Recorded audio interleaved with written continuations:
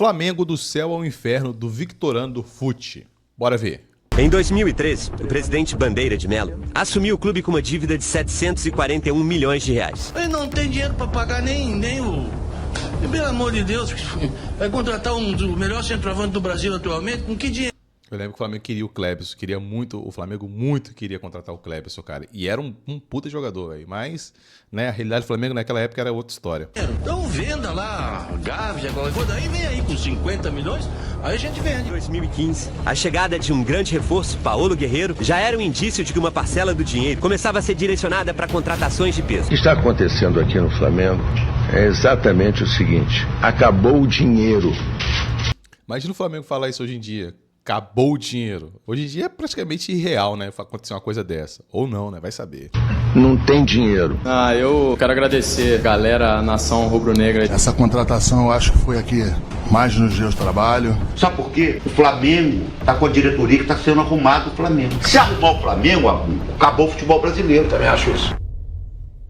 Como o Flamengo estranhamente saiu do clube mais endividado do Brasil para o mais rico da América em tão pouco tempo. Cada dia que passa, o Flamengo fica mais rico. Isso desconfia e assusta algumas pessoas. Recentemente, o Flamengo anunciou as contratações de Jorginho, que já foi o terceiro melhor jogador do mundo e o melhor jogador da Europa em 2021. Mano, é loucura, né? Quando a gente para pra pensar que o Flamengo tá contratando o terceiro melhor jogador do mundo para um Flamengo que já teve Val Baiano, cara, Amaral, é muita doideira, velho.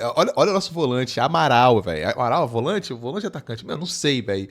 Mas, mano, olha só o patamar que o Flamengo chegou. Surreal pensar isso hoje em dia. Saul, Carrascal, Samuel Lino por 22 milhões de euros, mais de 100 milhões de reais, o mais caro da história do clube e por aí vai. Mas para algumas pessoas isso levanta suspeitas, dizendo que a conta não fecha. Mas há alguns anos atrás, o Flamengo estava quebrado. Em 2011, Ronaldinho dormia em beliche, dava em... Mano, imagina Ronaldinho Gaúcho vindo de Barcelona pra sentar na cadeira de plástico e dormir em beliche, feder a mofo, tá ligado? É bizarro pensar na parada dessa. Ainda bem que o Ronaldinho é um jogador muito resenha, tá ligado? Não tem frescura com nada. Mas não seria frescura de um cara profissional reclamar que tá numa péssima condição de trabalho. Mas o Ronaldinho ficou de boa, o Ronaldinho aturou muito ainda, velho. Entrevista em cadeira de bar, jogadores sendo carregados em carrinho de mão porque não tinha maca. E hoje, um time que possui um elenco multimilionário, que tem a maior folha salarial do país, pagando 40 milhões por mês só de salário. O Flamengo saiu do clube mais endividado do país, com uma dívida de 700 milhões de reais em 2013, a caminho de regime falimentar, ou seja, a caminho da falência, até se tornar o clube que mais gera receita na América, chegando a quase 2 bilhões de faturamento anual. Mas o que tem por trás de tudo isso? Que reviravolta Eu assustava o Flamengo não ter isso antes. É isso que as pessoas deviam suspeitar, falar, cara, o que tá acontecendo com o Flamengo, que é um time tão grande e não consegue arrumar dinheiro pra nada? É isso que deve assustar, não hoje. Hoje em dia é o caminho natural. Estranha é essa, de repente. De onde vem tanto dinheiro? É muito comum sempre que o Flamengo anuncia essas contratações gigantescas aí, você vê alguém falando na rua ou comentando na internet, alguém falando, mano, isso é lavagem de dinheiro. Se você investigar bem o Flamengo, você acha caroço nesse ângulo. Descobre muita sujeira por trás. Muita gente acha que é igual você que tá assistindo, mano. Você tá cheio de sujeira por trás. Todos que isso, nós, cara? Victor, Vamos todos limpar nós. essa sujeira aí, meu parceiro. E é por isso que o vídeo tem esse título. Deixa eu ficar sério porque é um vídeo investigativo, né, galera? Flamengo, do inferno ao céu. Hoje nós vamos descobrir se tem caroço nesse angu, que histórias suspeitas são essas. Mas antes de tudo isso, já vai chegando deixando o likezão nesse vídeo, né, meu parceiro? Se inscreve aí no canal também. Como eu sempre digo, é a primeira vez que você tá me vendo. Calma. Ah, não vou gostar. Irmão, se inscreve agora no canal, no final do vídeo. Se você não gostar, você se desinscreve, beleza? Mas eu garanto Se inscreve no canal dele aí, galera. Também se inscreve aqui no meu, beleza? que você não vai se arrepender. Então se inscreve agora no canal e depois a gente conversa, beleza? Bora pro vídeo. Em 2011, o Flamengo fazia uma janela de transferências histórica. Além de trazer Thiago Neves, que já foi e era um dos melhores meias do futebol brasileiro, trazia nada mais nada menos numa janela gigante a transferência histórica simplesmente de Ronaldinho Gaúcho. Depois de uma novela de... Cara, eu lembro que quando o Flamengo contratou o Ronaldinho Gaúcho, velho, eu fiquei maluco, mano. Nossa, você tá doido, cara. Ronaldinho Gaúcho no Flamengo. Eu achei que ali seria a alta do Flamengo. Eu achei que, cara, ninguém segura mais o Flamengo. Só achei, né? Mas estávamos todos nós errados, né, flamenguistas dessa época aí que eles falam que a gente começou em 2019. Meses envolvendo Palmeiras, Grêmio e o Flamengo, o Bruxo escolheu vestir vermelho e preto. Foi uma festa gigante com a recepção histórica da nação rubro-negra. O sonho de ter um jogador 2 vezes eleito o melhor do mundo no elenco estava realizado. A então presidente Patrícia Amorim entrava para a história não só por ser a primeira mulher a dirigir o Flamengo, como por trazer o jogador que para muitos pode ser considerado o mais mágico de todos os tempos. Simplesmente o bruxo Ronaldinho Gaúcho. E aonde você quer chegar com essa história, Vitor Litorando? Esse episódio que eu acabei de citar deveria ser um momento de alegria, mas foi responsável por tornar pública e mostrar uma das maiores bombas que estava prestes a explodir nos bastidores. Foi bom por um lado, mas também foi muito ruim por outro, né? Porque, cara, o Flamengo não tinha estrutura nenhuma pra ter um Ronaldinho Gaúcho ali. Nenhuma. O Flamengo não tinha estrutura pra ter Ronaldinho Gaúcho. O Flamengo foi de guloso, fazer besteira, é o que muitos clubes fazem hoje, entendeu? Do Flamengo. O primeiro desafio do Bruxo foi o Campeonato Carioca, e não demorou muito pra ele fazer o seu primeiro gol de pênalti contra o Boa Vista. E o começo do R10 no Flamengo não podia ser melhor. Campeão do Carioca, com o gol do Bruxo de falta na final, o bonde do Mengão sem freio ganhava cada vez mais popularidade. Começou o Campeonato Brasileiro e o R10 também jogou muito bem, mano. O Flamengo terminou em 4º nessa temporada, algo que não acontecia desde 2009, né? Em 2010 o Flamengo viveu momentos ali bem conturbados. Parecia um projeto que estava começando e dando muito certo. Já na primeira temporada de Ronaldinho, um 4º lugar no Campeonato Brasileiro, dava a entender que era o início do projeto, que com o tempo ia só crescer mais e o Flamengo ia começar a figurar aí nas maiores prateleiras e começar a Tudo ilusão, velho. Fomos enganados, muito enganados. virar a hegemonia ou começar a ganhar grandes títulos novamente. Porém, isso era tudo ilusão. Ronaldinho tinha 4 anos de contrato. Porém, em 2012, um ano apenas depois do Bruxo chegar no Flamengo, a surpresa. Ronaldinho rescinde contrato com o Flamengo e entra na justiça devido ao atraso no pagamento de salários e direito de imagem que somava 40 milhões de reais. E esse era só o começo da bomba que estava prestes a explodir. E bem próximo dessa data, o Flamengo estava fazendo várias campanhas de marketing, valorizando e engrandecendo que chegou a 40 milhões de torcedores, irmão. Então, o Flamengo anunciou que tava com 40 milhões de torcedores. Ronaldinho, alguns dias depois, falou que o Flamengo tava devendo 40 milhões pra ele. Aí começou a piada da torcida rival, né? O pessoal começou a falar: beleza, o Flamengo tem 40 milhões de torcedores, tá devendo 40 milhões pro Ronaldinho. É só cada um dar R$1 e paga o Ronaldinho. Cara, é tenso, mano. E pior que os caras ficavam gastando mesmo, e vascaíno, falando: nós tem casa e vocês não tem nem dinheiro pra pagar Ronaldinho. Mano, velho, como que era ruim. Tipo assim, era muito triste ser flamenguista nessa época. Era ruim, né, velho? Porque você não ganhava nada, você ficava só sofrendo, você pegava qualquer time, você apanhava. Mano, o Flamengo pegava, sei lá, ia jogar contra Grêmio, contra Internacional. Era certo que a gente ia perder, velho. A gente já sabia, já ficava, pô, será que não dá pra tirar um joguinho aqui e ali? A gente ficava contando nos dedos o jogo que dava pra ganhar, velho. E se ia disputar o top 10 do Brasil. Olha só, top 10. Tá? Qual posição que a gente ia ficar? Se a gente ia ficar pelo menos em 14º, 12º, a pegar uma Sul-Americana da vida, mano. Bizarra a situação do Flamengo, era feio. E tem gente que fala que o Flamengo é modinha ainda, mano. Ah, pelo amor de Deus, cara. Mano, essa piada é muito boa, velho. Que isso, cara. Mano, o flamenguista leva na resenha. Hoje vocês sabem que a piada é boa, né, mano? Na época, o flamenguista todo mundo ficava indignado, né? Mas é uma boa piada, cara. Porém, isso era só o reflexo de uma bomba que estava prestes a explodir. Nesse momento, o Flamengo já era o clube que mais devia no Brasil. Esses números não eram tão falados porque nessa época não havia tanta transparência. Em 2013, o Flamengo divulgou a bomba pro mundo. O clube somava 750 milhões em dívidas com um faturamento anual de 200 milhões. Então o clube estava devendo quase 4 vezes mais do que faturava no ano. E estava a caminho de regime falimentar, ou seja, a caminho da falência. Pouco tempo atrás, o Vampeta tinha popularizado uma frase que repercutiu no Brasil todo e virou manchete em todos os lugares. Quando perguntaram ao Vampeta por que ele não estava rendendo o esperado no Flamengo, já que era um jogador renomado, o Vampeta simplesmente soltou a seguinte frase, irmão: o Flamengo finge que paga e eu finjo que jogo. Essa frase repercutiu no Brasil todo e na América, irmão, e só consolidou a imagem do Flamengo como um clube descredibilizado e sem moral no mercado. Porém, em 2012 chegava ao Flamengo um homem que mudaria a história. Mano, imagina, o Vampeta tava errado? Em parte, sim. Mas, cara, o Flamengo não pagava, ele vai fazer o quê? Vai dar o melhor dele de campo? Não vai. Hoje em dia, jogadores que não tá rendendo, hoje tem que ser cobrado por causa disso. O Flamengo paga um alto salário em dia e o cara tem que render, velho. Tem que render. É claro que não vai jogar todo jogo bem, mas tem que render, pô. Mas o Vampeta ali, velho, não tava errado. Vai fazer o quê? O cara não recebia. O Flamengo não pagava ninguém nessa época, entendeu? Então, complicado. História do clube para sempre. No dia 27 de dezembro de 2012, Bandeira de Melo era eleito o presidente do Flamengo. No seu discurso, Bandeira quebrou expectativas e jogou o clima lá embaixo para a torcida. Bandeira deixou claro a insatisfação com o momento que o clube vivia, sendo a quarta força do campeonato carioca. Nessa época, o Botafogo, o Vasco e o Fluminense eram muito superiores ao Flamengo em questões de estrutura e em questões financeiras, mano. Lembro que 2012 era o Fluminense que tinha o Deco, né? Era um clube que tinha bastante nome. O Botafogo depois anunciaria o Cida. O Vasco tinha um elenco absurdo, né? Com Diego Souza, Dedé, Éder Luiz. Foi um dos últimos grandes times aí muito competitivos do Vasco. Bandeira de Melo, no seu discurso, disse que a prioridade do... Pô, mano, o Vasco nessa época, se eu não me engano, perdeu a Libertadores foi desclassificado pela Libertadores pro Corinthians, né? Naquele gol que o Diego Souza perdeu, que o Cássio pega, estica a mão ali. No ano seguinte, o Corinthians... No mesmo ano, né? O Corinthians foi campeão mundial em cima do Chelsea, né, velho?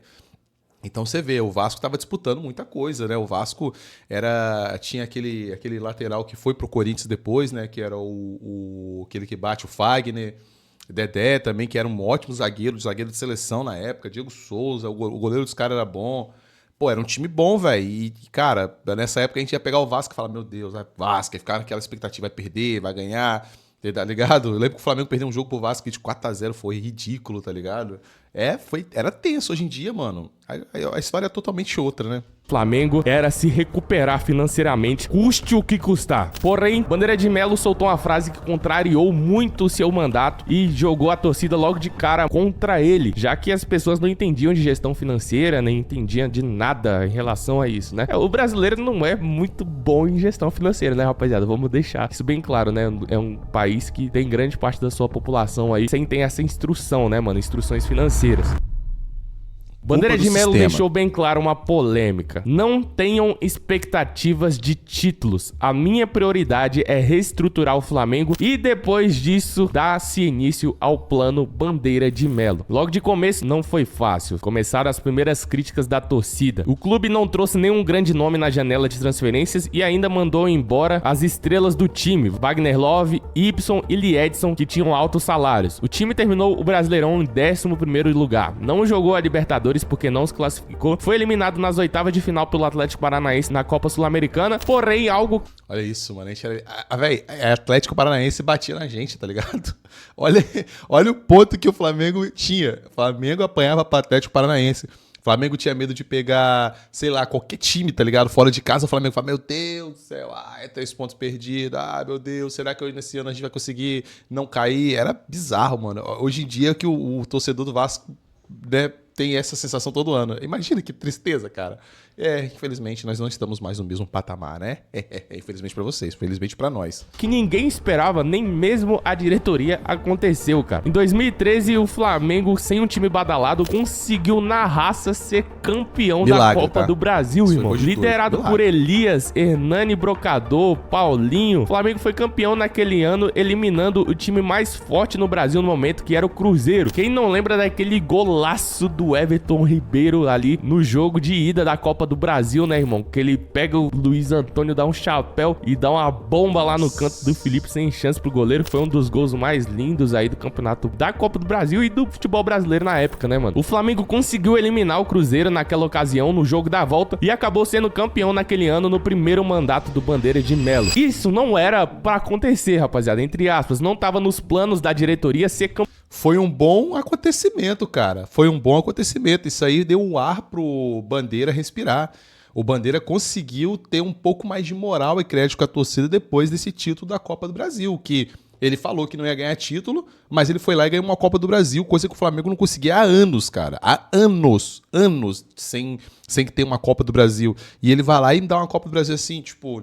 né, do nada, do absoluto nada. E aí deu um respiro pra torcida do Flamengo, que se contentou. Um título aí depois de anos sem ganhar nada, bem-vindo, né? Que só ganhava Carioca.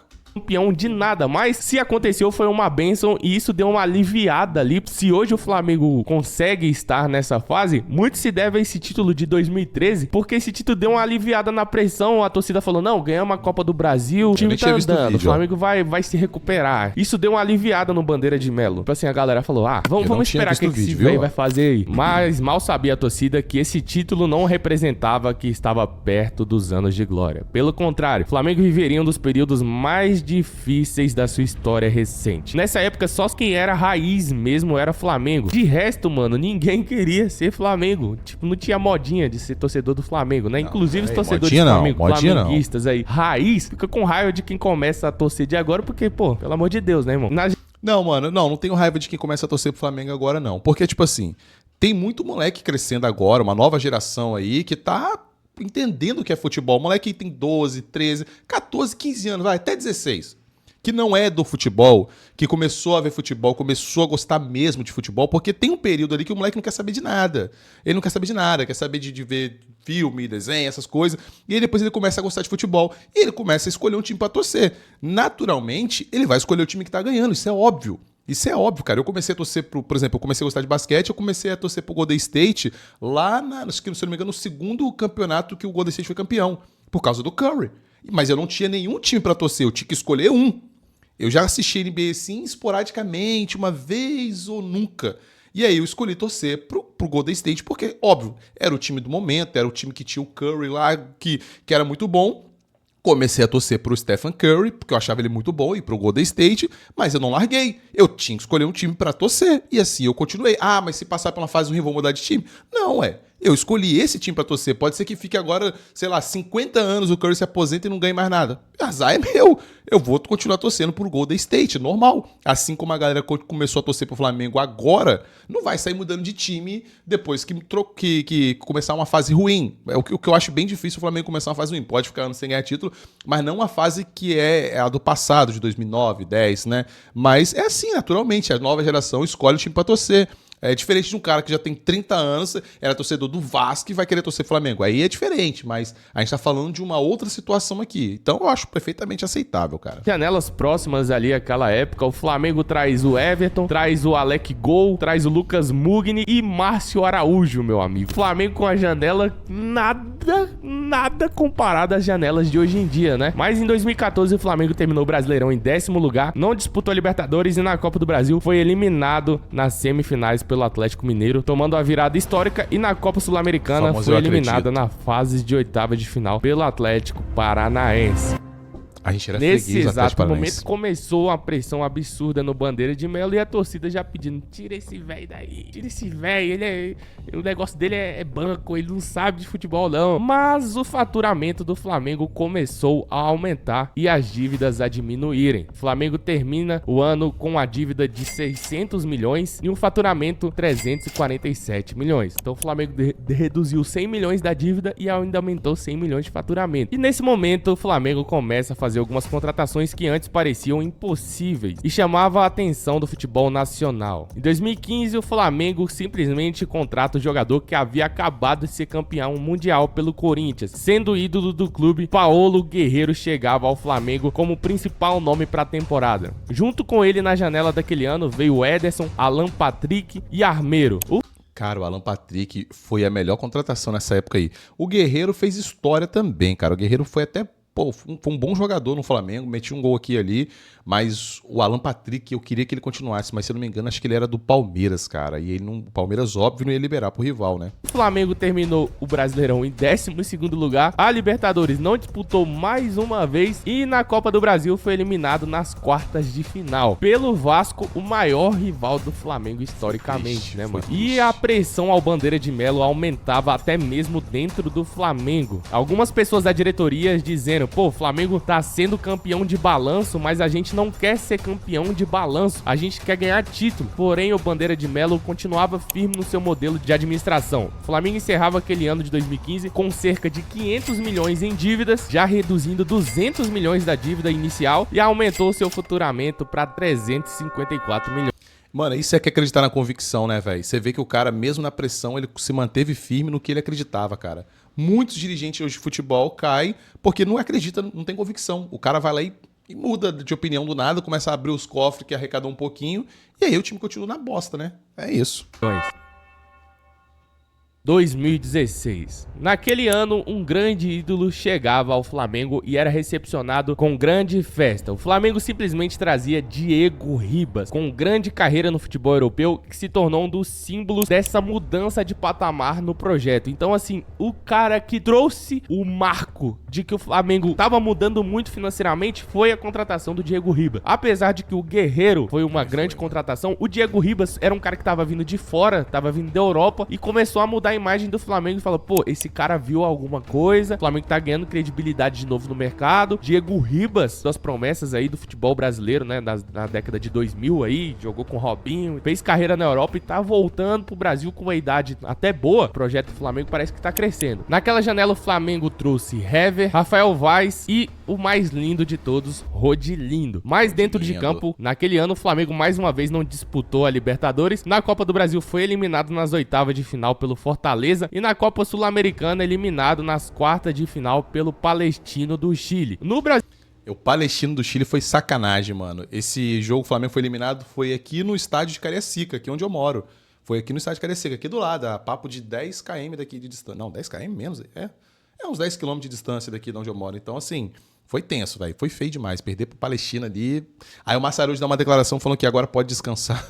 Meu Deus do céu. Brasileirão, o Flamengo conseguiu um feito que não acontecia há muito tempo. Terminou em terceiro lugar, algo que não acontecia há pelo menos 7 anos. O Flamengo terminou 2016 com a dívida em 420 milhões e um faturamento aproximadamente de 510 milhões. Pela primeira vez em muito tempo, o Flamengo encerrava uma temporada com um faturamento maior do que a sua dívida, entrando mais dinheiro do que saindo. E com isso, Bandeira de Melo sempre procurando novas formas de receita. Toda essa recuperação que o Flamengo teve financeiramente em 3 anos foi absurda e só foi possível devido à gestão e principalmente pelo maior patrimônio que o Flamengo tem como clube, a sua torcida. O Flamengo teve recorde de bilheteria e sempre foi o clube que mais recebeu com direitos de transmissão, justamente pela enorme audiência que o Flamengo traz nas transmissões. Aí é algo que, assim, não tem como discutir, né, rapaziada? O Flamengo, todo jogo são milhões e milhões e milhões de pessoas assistindo. Inclusive, rapaziada, o futebol é algo bem lucrativo que movimenta milhões e milhões de reais, né? E a gente pode tirar uma ponta disso e ganhar um bom dinheiro com isso, rapaziada. Eu tô preparando aqui pra vocês um curso, né? O treinamento onde eu vou ensinar vocês a lucrar com o futebol aí através de páginas, beleza? Página de futebol, uma página do time do seu coração, página do Flamengo, através de edits, mano. Edit do Flamengo, edit de outros times, edit de jogador. Isso dá bastante dinheiro e em breve eu vou lançar um curso aí pra vocês. Estamos aprimorando pra ficar as aulas bem redondinhas. Só compra o curso do cara, o cara entende tudo, né, mano? Vamos seguir, mano. Em 2017, o Flamengo trouxe Everton Ribeiro, Rodolfo, Berril e Giovânio pro empréstimo. Não foi campeão do Brasileirão, foi eliminado na Libertadores na fase de grupos e na Copa do Brasil foi vice-campeão, perdeu pro Cruzeiro na final. Na Copa Sul-Americana, vice-campeão também, perdeu pro Independente. Pô, essa Sul-Americana aí, velho, foi o que alimentou o cheirinho pra caramba, o meme do cheirinho, velho. A gente esperava ser campeão dessa Sul-Americana, mas tinha um tal de Talhafico ali, né, que... Porra, que maluco, que chato, joga pra caramba, velho. É fazer o quê, né, velho? Acontece, mas não era nossa hora, não era nossa hora ainda. Não era, naquele momento ainda não era.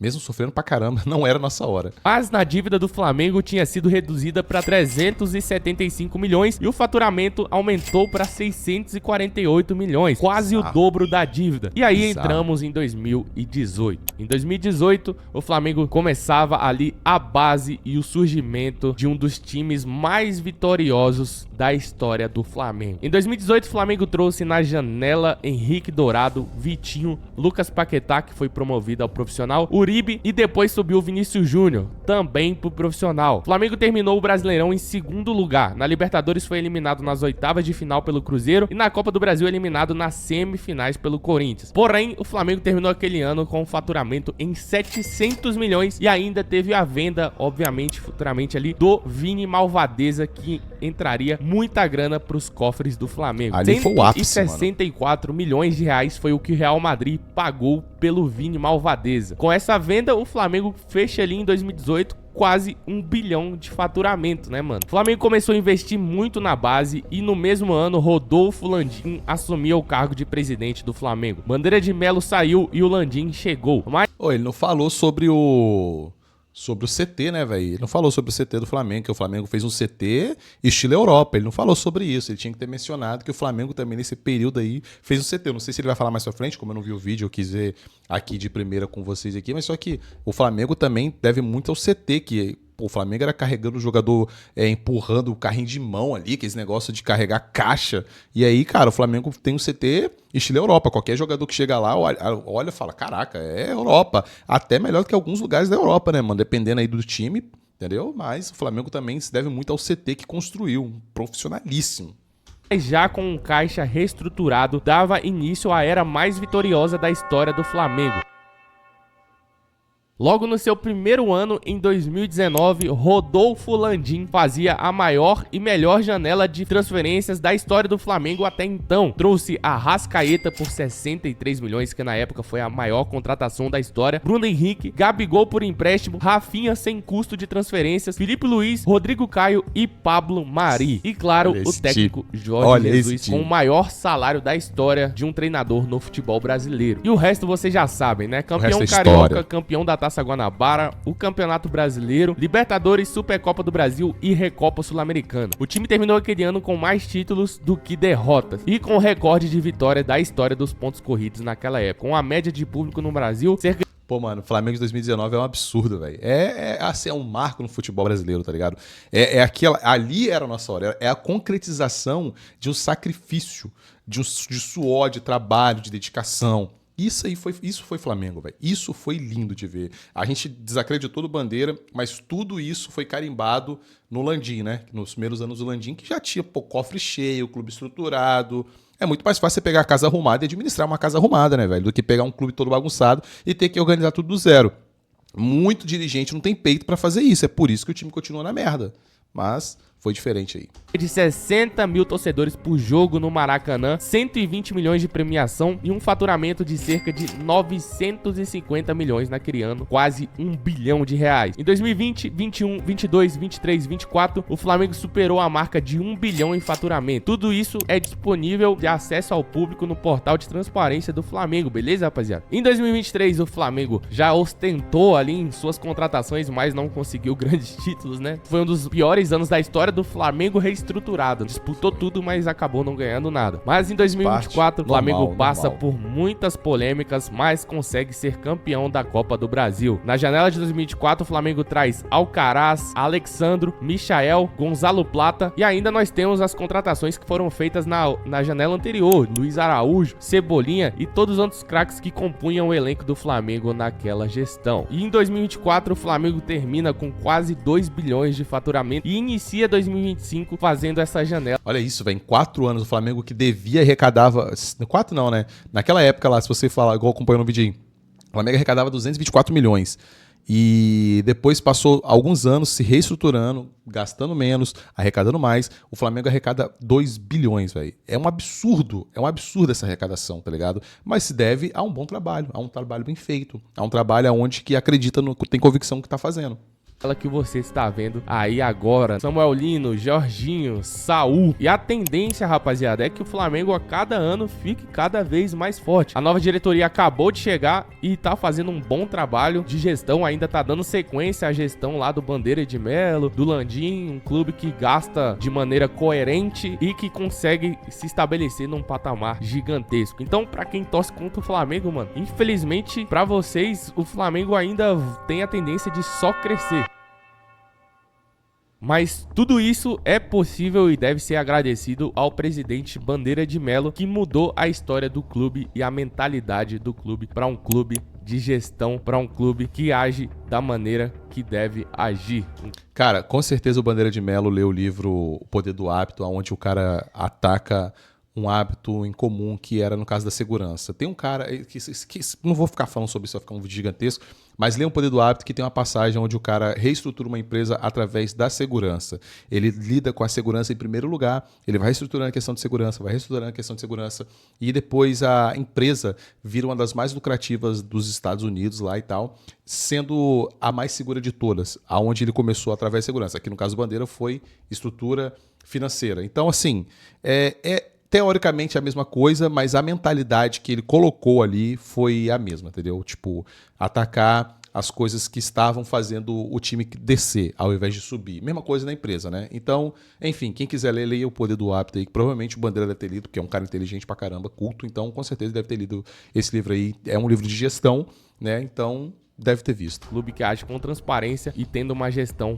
profissional. Flamengo acaba de meter uma goleada histórica no Vitória e faz uma campanha absurda, superando até os números de 2019 com Jorge Jesus. O técnico Felipe Luiz conseguiu montar um elenco extremamente competitivo e que hoje é favorito na América do Sul, na Copa Libertadores e favorito no Brasileirão. Mas vamos ver o que vai dar, né, rapaziada? Futebol é jogado, o dinheiro não entra em campo, é jogo a jogo, né, irmão? Conclusão. De onde vem o estranho e suspeito dinheiro do Flamengo? Vem de uma ótima gestão, de um clube que tem um patrimônio inigualável, que é a sua torcida gigantesca que movimenta bilhões de reais, e um clube que é credibilizado no mercado com um faturamento para muitos clubes inalcançável. Não chega, velho. Então não tem nada de suspeito aí, nada de estranho no faturamento do Flamengo. Inclusive acaba de fechar o maior patrocínio da história aí, simplesmente absurdo. Essa foi a retrospectiva aí da história do Flamengo. Espero que você tenha gostado, torcedor flamenguista. Você que não é flamenguista e gosta de consumir conteúdo de qualidade, entender mais sobre o futebol nacional. Outro clube que tem um patamar pra chegar ao que o Flamengo chegou, rapaziada, é o Corinthians, né, mano? O maior patrimônio que o clube pode ter é a sua torcida. Se o clube tem uma torcida gigantesca e consegue administrar isso, gerando forma de receitas e sem fazer aquela, você sabe, né, no clube, o clube tem a tendência a crescer muito, irmão. Então, o Corinthians tem patamar pra chegar perto do... Pô, o Corinthians tem, o Vasco tem, tá ligado? São Paulo tem. Só que a gestão é ruim, cara. Os caras não querem abrir mão de não ganhar títulos. Os caras querem ficar disputando. E tipo assim, é meio que não tem como. Vamos botar assim, o Vasco tenta fazer de tudo pra poder contratar algum jogador aqui. O Corinthians... Véi, ainda que eles façam essas contratações, não vai ser sustentável. Eles não vão chegar no patamar de Flamengo e Palmeiras, entendeu? Que tem muita grana, que já tá estruturado. O que eles têm que fazer agora? Sim, não é deixar de disputar. É tentar beliscar um campeonato igual o Flamengo beliscou lá em 2003, uma Copa do Brasil, e segurando as pontas, e reestruturar o time, e subir de patamar, arrecadar mais dinheiro, arrecadar mais e gastar menos. Aí talvez daqui o Corinthians possa até passar o Palmeiras e ficar ali, tipo, né, disputando com o Flamengo, porque tem torcida pra isso. Mas não vai acontecer, porque a gente vê que a torcida que vê que a gestão do Corinthians cada dia descobre uma coisa pior, né? Memphis Depay ali sugando até a alma do Corinthians. Então, cara, não vai chegar no Flamengo tão cedo, velho. Pelo menos os próximos 5 anos, do que eu acompanho, assim, eu gosto muito de futebol, vejo notícias de vários times. Eu vejo que o buraco pro Corinthians ele é bem complicado, velho. Bem complicado de sair. Mas, vamos ver, né? Do Flamengo aí, espero que piore. Pra alcançar o Flamengo. São Paulo tem uma enorme torcida, era um clube que tinha uma gestão absurda. O Vasco também tem uma torcida gigantesca, o Palmeiras também. Então o futebol brasileiro tem muito a crescer. Com essa crescente do Flamengo, isso é bom pra todos os clubes, porque isso traz mais profissionalismo, né, mano, pras outras gestões. Se um clube se destaca muito, os outros falam, pô, por que a gente não consegue se a gente tem tal torcida? Aí começa a vazar uns escândalos, aí o clube começa a crescer. Então, quando um clube como o Flamengo começa a crescer assim no Brasil, é muito bom pra liga, cara. Infelizmente no Brasil a gente não tem essa mentalidade. Lá nos Estados Unidos eles fazem muito isso. Tipo, pô, clubes todos dos Estados Unidos se reuniram pra trazer o Messi por Inter Miami, porque isso era bom pra liga. O crescimento do Flamengo, o crescimento do Palmeiras, isso é bom pra liga. Mas espero que você tenha gostado. Se inscreve aí no canal do Vitorando, deixa o seu... É isso, rapaziada. Se inscreve no canal do Vitorano, se inscreve aqui no meu canal também. Se vocês gostaram desse react, comenta aqui embaixo e se inscreve no canal. Se vocês querem que eu traga mais vídeos sobre reacts, deixa aqui nos comentários e nos vemos no próximo vídeo.